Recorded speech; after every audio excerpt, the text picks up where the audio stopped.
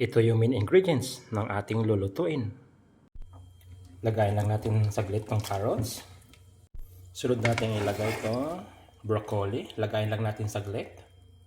After 2 minutes, hanguin na natin. Lagayin din natin saglit itong atay ng manok. Lagyan na natin yung butter.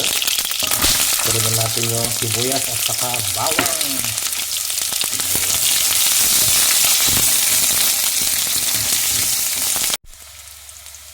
Isunod natin ilagay yung chicken liver.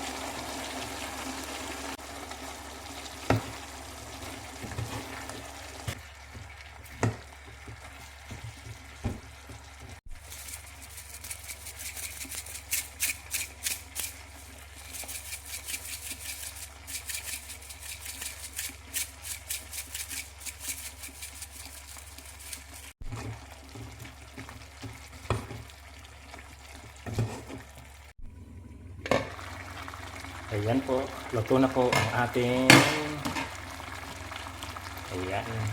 simpleng gulay, broccoli, carrots, saka chicken liver. Siyempre may toppings na boiled egg. Ayan, luto na po.